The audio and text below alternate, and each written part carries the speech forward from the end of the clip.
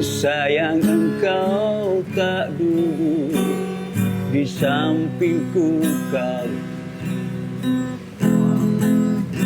Banyak cerita yang mestinya kau saksikan di tanah kering berbatuan.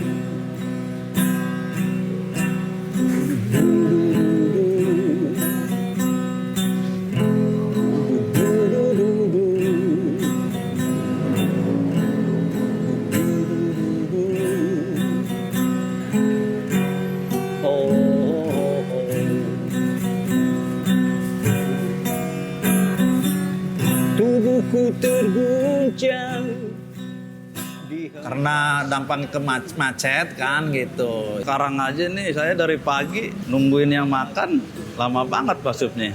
Begitu ada pembangunan ini ya menurun lah dari tadinya 100%, jadi sekarang 50 nurun kan.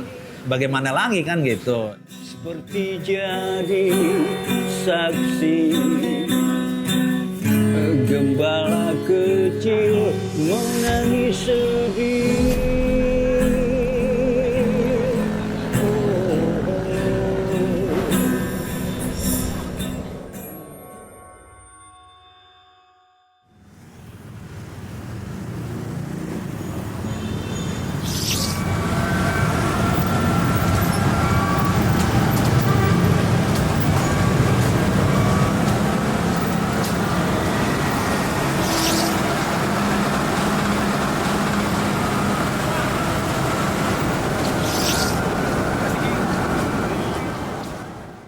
Masyarakat saya pikir mereka tentu saja terganggu dengan aktivitas konstruksi ya, pembatasan lalu lintas atau pengalihan arus lalu lintas juga mungkin berdampak pada kunjungan ke toko atau restoran dan seterusnya. Saya kira itu realita yang kita sedang hadapi bersama ini. Kemacetan itu merupakan salah satu dampak pembangunan ya, karena memang ketika kita melakukan pembangunan LRT Jakarta 1B ada pemagaran Pak. Jadi di situ kita mengambil jalur busway, jadi jalur biasanya termakan oleh pembangunan. Iya, karena macet gitu kan. Saya suka nanyain, "Bang, baru lama itu kesini lagi dong Bang, karena macet." Gitu jalannya saya mau kesini nyari alternatif yang lancar artinya begitu kalau pelanggan sih. Kalau dulu paman saya dari sini sejak tahun 1973 berdiri dari sini ya sampai sekarang kemungkinan berapa tahun tuh? 40 tahun apa ada gak? Ada ya? Ya alhamdulillah sih.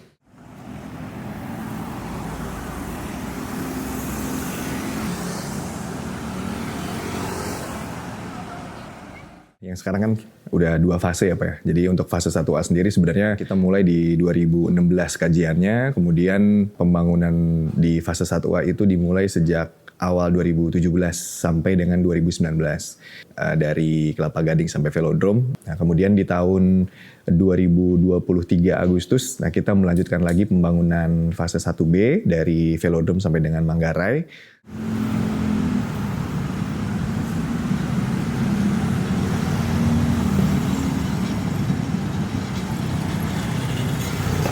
Istilahnya mungkin kalau kita pakai analogi kota sebagai organisme ya, ini udah terjangkit kanker gitu. Kalau langkah-langkahnya dalam jangka pendek terkesan intervensinya sangat drastis ya, ini karena memang mengobati ya masalah kronis yang sudah bertumpuk puluhan tahun gitu.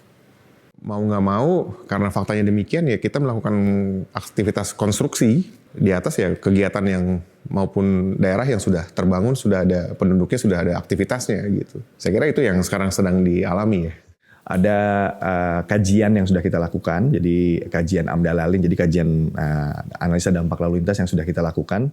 Kita intens sekali dengan Dinas Perhubungan, jadi sebelum kita melakukan beberapa penutupan jalan, rekayasa lalu lintas, itu Dinas Perhubungan juga memberikan informasi di kanal medianya mereka gitu ya. Jadi informasi mana-mana saja jalan-jalan yang dilakukan putar balik, dilakukan rekayasa lalu lintas, dan itu harapannya bisa ditangkap oleh masyarakat sehingga masyarakat bisa memilih alternatif jalan lain. Memang sebelum kita melakukan pembangunan di area-area sekitar, khususnya di area komersial gitu Pak, di area Rawamangun, kemudian Matraman, itu kita melakukan sosialisasi kepada masyarakat di wilayah-wilayah tersebut Pak. Jadi di situ memang ada beberapa masukan-masukan dari warga yang kita berusaha semaksimal mungkin kita akomodir.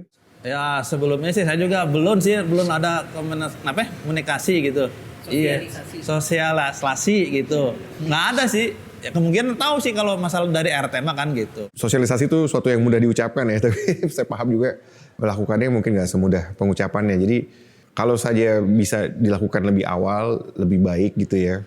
Ya 20 tahun yang lalu juga ketika Transjakarta pertama kali dibangun, ada masyarakat yang mengeluhkan, pasti ada.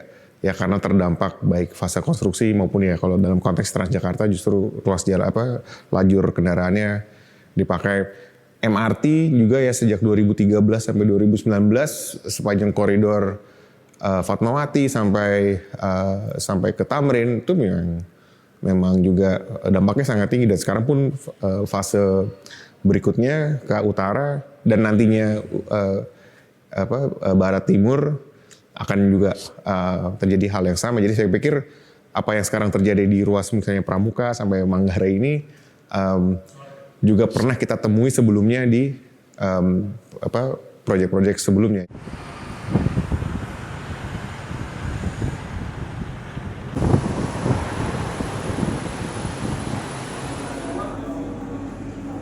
Terima kasih, sehat selalu.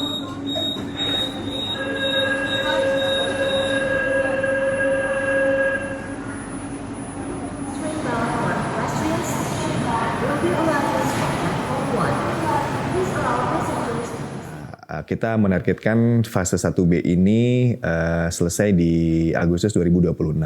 Gitu. So far sampai dengan saat ini progres kita sudah mencapai 76,9%.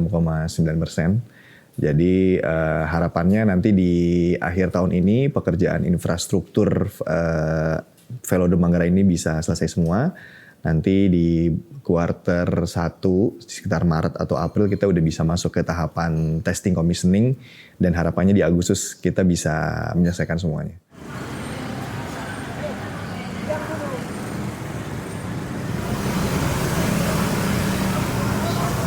Saya bukannya anggap enteng konstruksi ya, cuma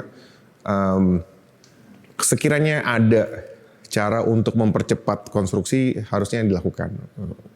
Dikerjakan kalau bisa siang malam misalnya, supaya gangguan yang dialami masyarakat itu bisa diperpendek masanya. Bulan Oktober kemarin ini pengguna jalan yang bisa melewati rute lain sudah memilih rute lain, ya jadi sudah mulai stabil gitu kemacetannya. Tapi saya pikir yang memang paling sulit dan mungkin solusinya nggak mudah adalah ya para pedagang ya, yang terutama di ruas Sultan Agung, Manggarai Sultan Agung itu saya kira jumlah pengunjungnya mungkin akan sangat berkurang drastis gitu. Jadi memang mereka berkorban ya. Dalam hal ini memang untuk menyelesaikan masalah kota yang lebih besar, ya mereka yang terdampak di fase konstruksi ini memang mengalami berkorban lebih banyak gitu daripada yang lainnya yang di luar zona konstruksi gitu. Harapan yang pertama dari masyarakat sendiri untuk terus mendukung pembangunan ini Pak, ya harap bersabar karena memang itu salah satu impact pembangunan ya apabila memang ada kemacetan yang rekayasa lalu lintas yang kita lakukan, itu juga ya kita berusaha semaksimal mungkin untuk bisa mempercepat mengakselerasi pembangunan ini. Kemudian selain itu yang kedua harapannya nanti ketika infrastruktur ini jadi, ya harapannya ini juga bisa menarik minat masyarakat untuk berpindah dari kendaraan pribadi ke public transport khususnya LRT. Kalau udah begini kita nunggu sabar aja dulu dah. Nunggu beres lah kita, baru stabil lagi dah. Mohon maaf dah bila ada kegangguan dari jalan, yang makan juga mohon dimengerti lah. Kalau udah beres, alhamdulillah banyak pengunjung turun dari kereta, lihat soto kaki, wah mantep nih makan legend yang di Manggarai, soto kaki Manggarai gitu kan. Ya pengennya sih begitu. Kita yang selalu salah dan bangga. Konstruksi-konstruksi skala besar ya, apakah jalan layang, apakah Transjakarta, lalu berikutnya MRT. Selama ini hasilnya selalu positif. Hasil jangka panjangnya selalu positif. Coba kita bertanya pada rumput